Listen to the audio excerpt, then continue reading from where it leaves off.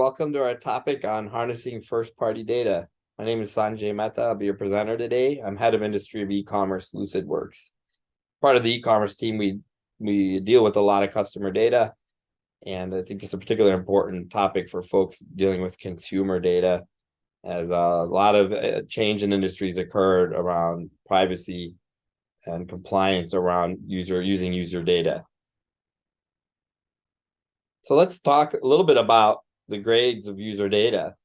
I love this meme that Mark Tunis has put together. It does a great job simply explaining what types of data there are, and really the perspective of the end user on that data and the consumer in this case, right? And what this is all about.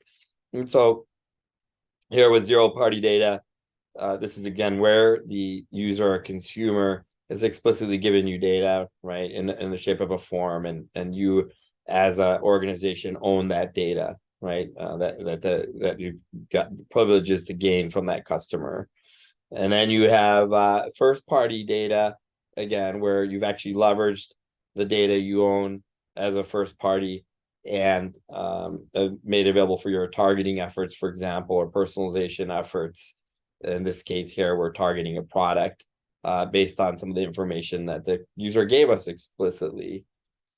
Then we have this scenario where we're getting into the realm of what's really going to be limited or eliminated. And in this case, second party data, this is where you have a relationship with another organization directly where you're sharing data.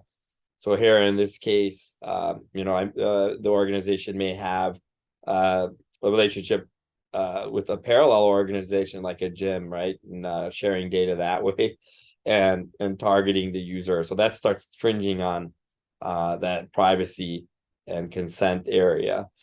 Now, finally, third party, where you deal with a system like an aggregator, complete third party whose whole business is around collecting data on users across different sites and organizations and sharing it with you.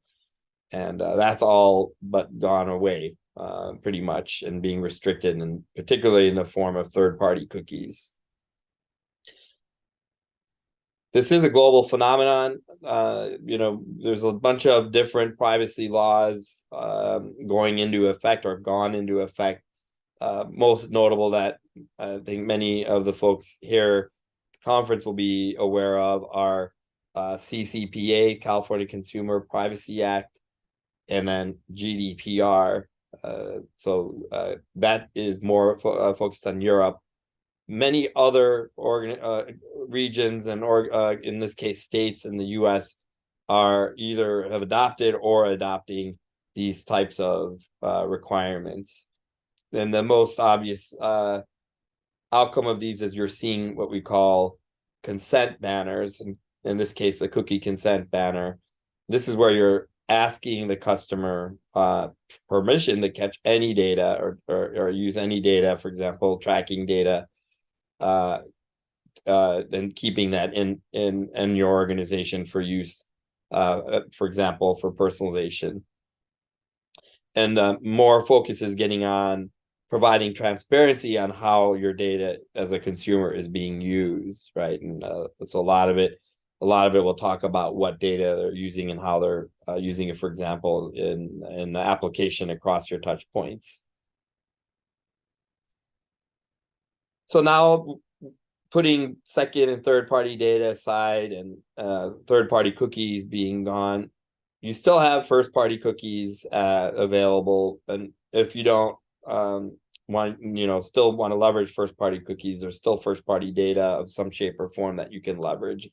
We'll talk about kind of the data you would have. And those, for example, may be data coming from your web and app directly from the consumer or the user. And that could it could include, the behaviors that they're exhibiting, click streams, searches. It could also be data for those who have locations, the physical locations, the POS, for example, and getting, user level transactional data. Then it could be the CRM or CDP, which many of you may have, for example, service applications and customer management, or marketing platforms using customer data platform. Those all really, we look at that kind of being part of an umbrella of master data management and your customer master. And again, a great source and wealth of data and customer intelligence that could be used still. Then there's your support channel. There's a significant amount of interactions potentially going there. And again, incorporating some of that data that's again considered first party. And many times it's already a customer who's logging a ticket or case against a product they own, right? And then again, you're learning a little bit more, not only about that customer, but first party data around product, if you think about it that way. And then your marketing platform again itself, right, is how has it already been addressing the customer? What campaigns have they seen?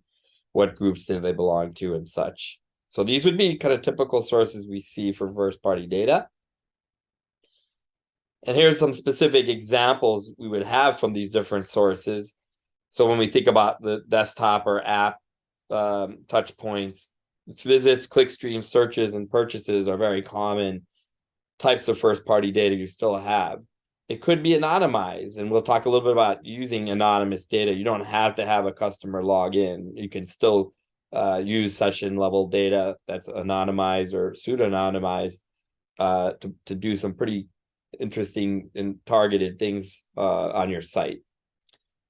Marketing campaign segments, messages that have been communicated with that user are again nice first party data elements. The CRM, what we usually see is obviously contract level and B2B, and then any other customer data like order history or interaction history, call history, those sorts of things, especially if you have field sales and sales reps.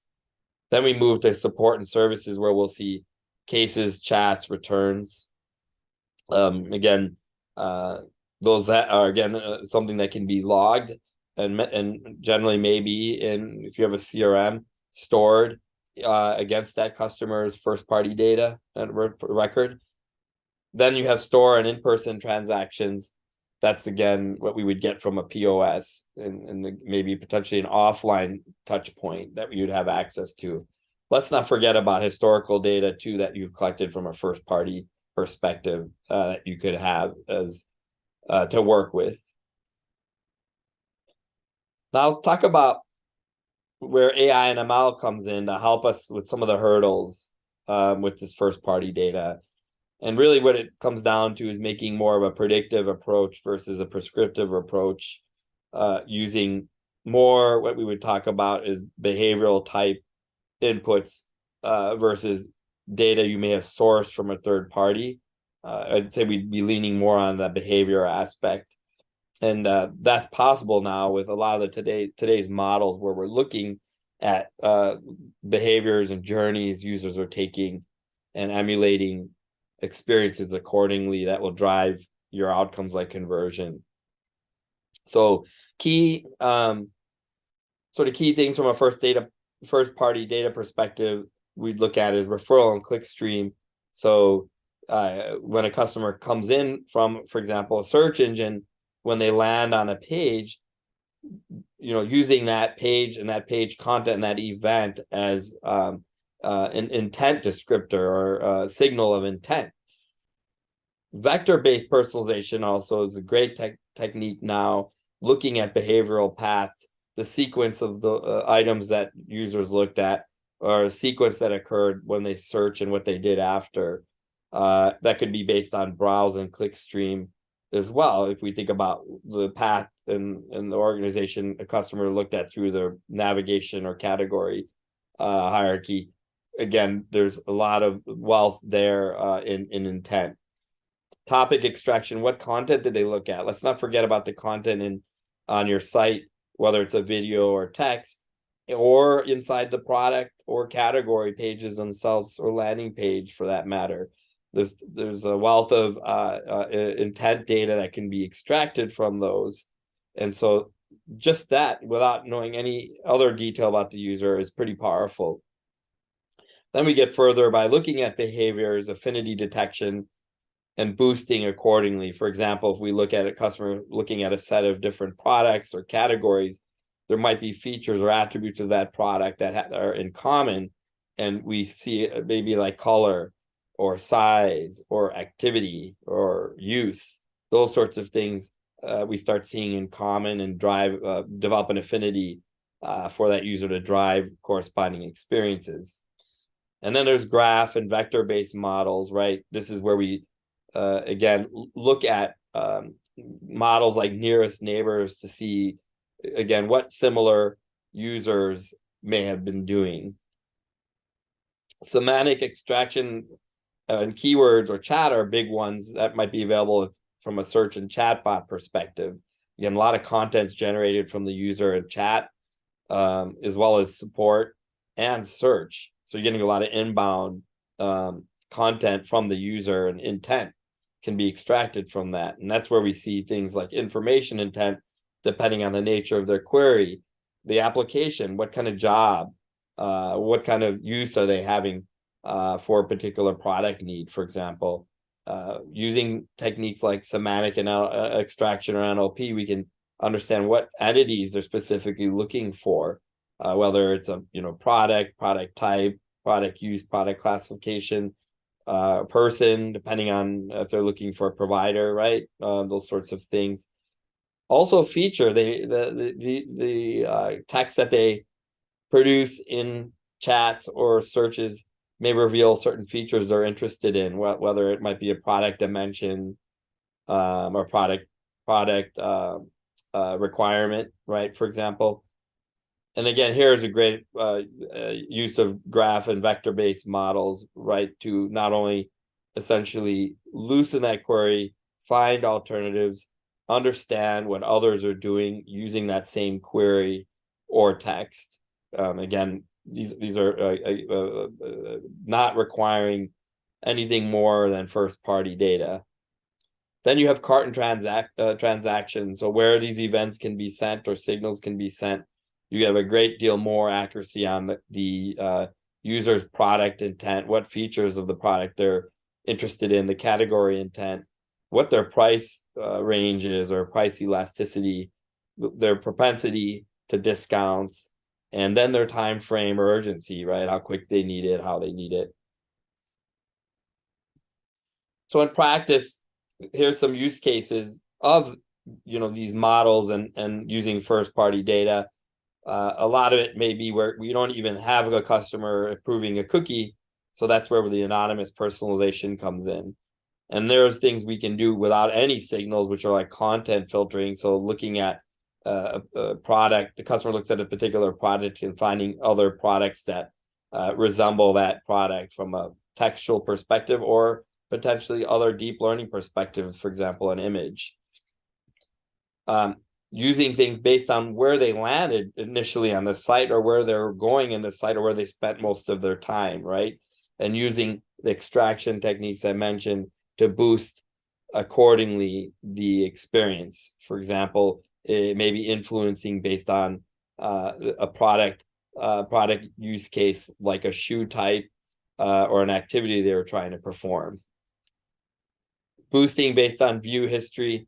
So when you have it available, for example, if you are using a first-party cookie and can recognize the user, if you're not using a cookie, even just based on their existing view history for that particular session, looking at what products they looked at, what categories, what they searched, and using that to influence the ongoing experience, for example, boosting products accordingly that relate to the other products they've looked at. And then again, I mentioned individual affinity. So using that customer's affinities exhibited in this session or previous sessions to boost. Again, that's first-party data you own. Let's not forget other types of cross-sell, upsell motions you may have, like similar or more like this, upgrade, downgrade. They don't need anything more than first-party data. Okay. Collaborative models are another option here, where we have first-party data of others on the site or app.